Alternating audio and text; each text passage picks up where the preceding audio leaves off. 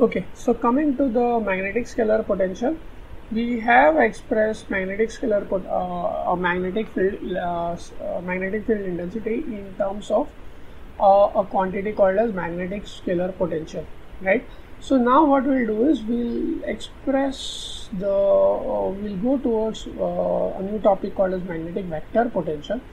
What we will be doing here is we'll be expressing the magnetic flux density as in terms of a vector quantity, which is del cross A, some vector A. The curl of the vector will be equal to the magnetic flux density, and that is called as this particular vector will be called as the magnetic vector potential. Okay, so this guy here will be your magnetic vector potential. So where you are expressing the magnetic flux density in terms of that vector, curl of the vector. Okay, so first things first, we know that H is equal to 1 upon 4 pi integral I dl into cross product with R divided by R cube. We know that the H, the magnetic field intensity, is 1 upon 4 pi integral I dl cross R divided by R cube. Now if I want to express this in terms of magnetic flux density, B will be equal to mu 0 into H, right? Mu 0 into H vector. This is the H vector. So I'll have to balance this here. So this will be equal to B, vector B. Okay, so think about a scenario that there is a current element which is here. This guy is the current element which is given as I dl prime. Okay, I dl prime. It's a very small element of length dl prime, and it's carrying a current of I. Now this is your origin. This point is your origin. Now let's assume that the current element is at a point which is given as x prime, y prime and z prime. I want to find out the magnetic field intensity at this point P, which is given as x, which is situated at x comma y comma z. Now this vector here, if we say that this is r prime from the origin, and this vector is r, this vector OP vector is r and OL vector is r prime, then and this will be my r vector r, capital R, which is from that current element to the point where I want to find out my magnetic field intensity will be given as r. So R is equal to, so that's clear from the particular example, R minus R prime is my R. So in short, what this will turn into is R will be equal to, so with this scenario I have magnitude R as x minus x prime the whole square plus y minus y prime the whole square plus z minus z prime the whole square, the square root of the summation, and R vector is given as ax, x minus x prime ax plus y minus y prime ay plus z minus z prime az. Okay, so I also know that del vector is given as del by del x ax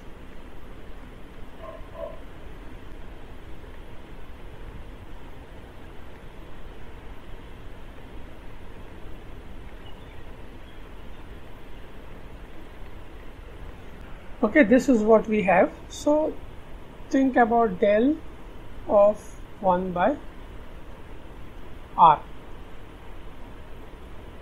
del of 1 by r. What you will get is del of 1 by r will be given as, if you derivate this, r is 1 upon root, so what you will get on top is minus of, with respect to x minus x prime into Ax divided by this whole thing will be raised to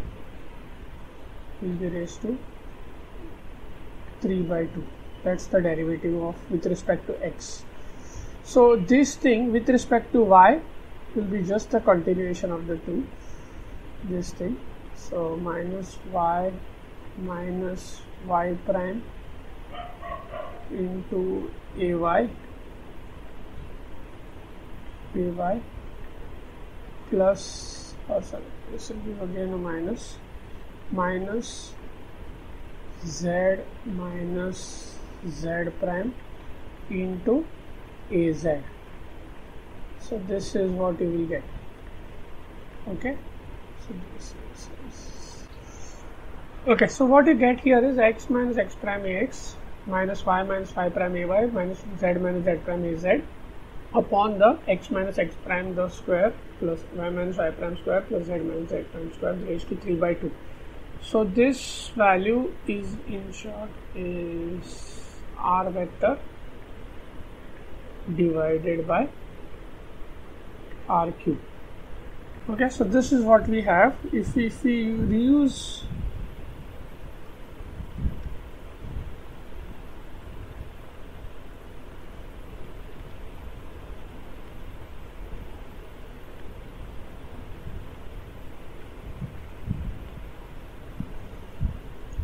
okay, so this is what we have.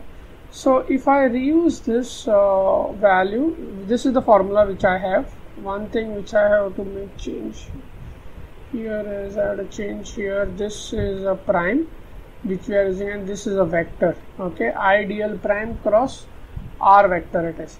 So I know that r upon r cube. I know that r upon r cube is equal to del of 1 by r, right? Del of 1 upon r is what I have. So what you will get here is this particular thing will be equal to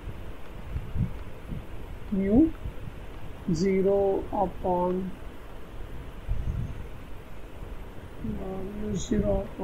4 pi, mu 0 upon 4 pi will be equal to 4 pi integral of ideal prime vector of cross product with the gradient vector here, del of 1 upon r. This is the gradient vector we have, and this minus will have to be outside. This is the factorization which we get. Now we have this vector identity where del cross product of f is a vector, capital F is a vector and small f is a scalar, is equal to f del cross f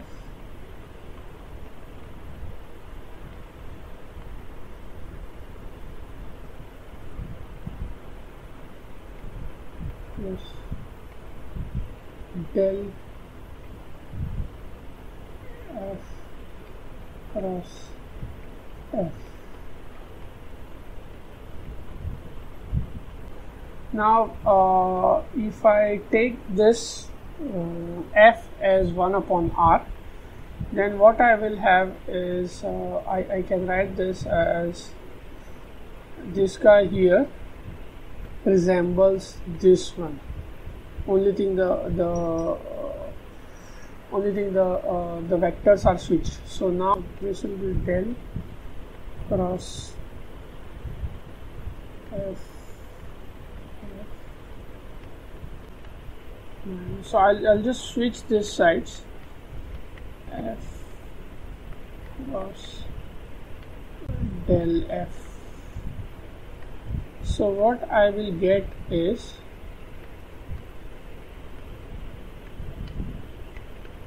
so now I can replace f vector. I can just say that f vector is equal to IDL prime vector. Okay, and f is equal to 1 upon r, a scalar. So what I have here is this value here. This value here resembles, sorry, not this, this value here.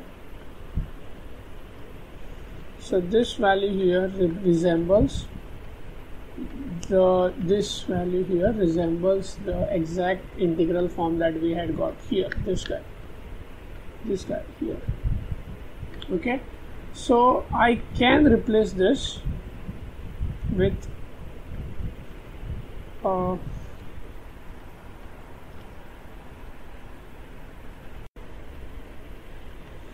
yeah, so just one correction, I don't need this. I is a scalar, so I'll just use f vector as dl prime vector.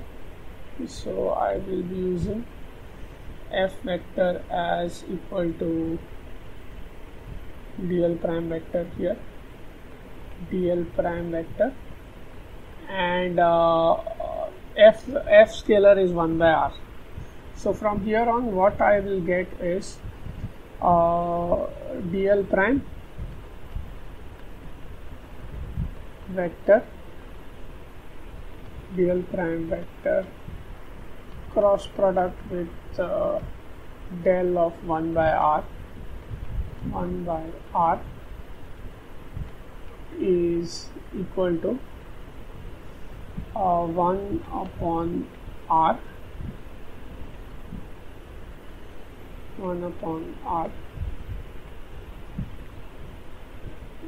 into del cross product with dl prime minus del cross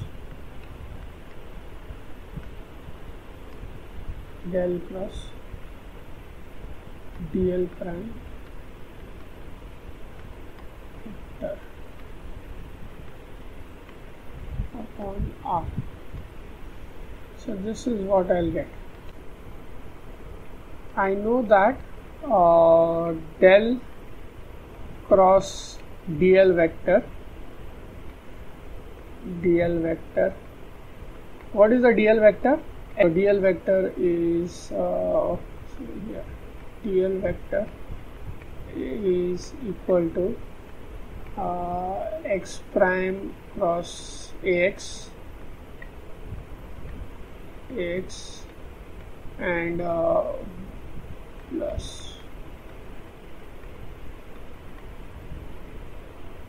I prime ky plus z prime plus z prime az. Now if I do a dot product cross product of this guy, what I will get is prime will be equal to 0.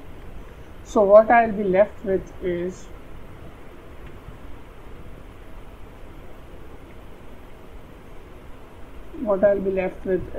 only this guy will go to 0, and what I'll be left with is product with del of 1 upon r prime r is equal to minus del cross dl prime upon r. So what if I substitute this in the equation, I will get b vector will be equal to, so if I replace this particular value in that equation what I'll get is del cross product with integral mu 0 I upon 4 pi, these are like the scalar values, right?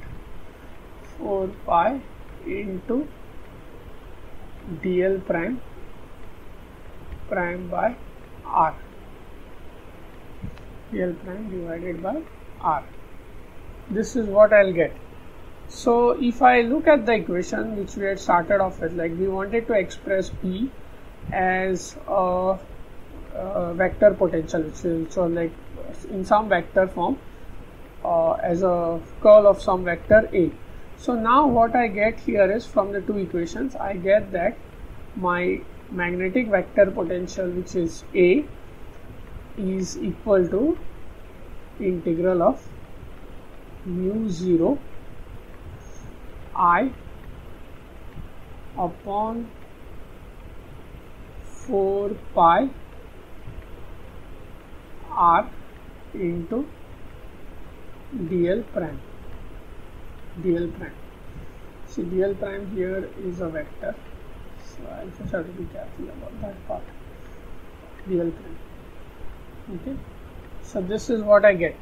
So this is my A, or also called as magnetic vector potential.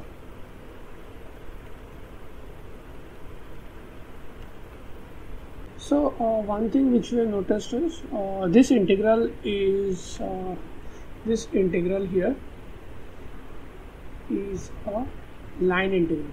Okay, so this integral is a line integral. It's over a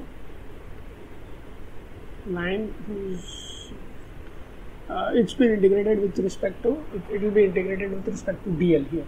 Okay, another thing which I have noticed is I have made some typos here. This is a vector,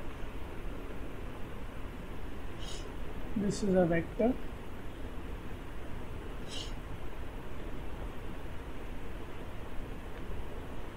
and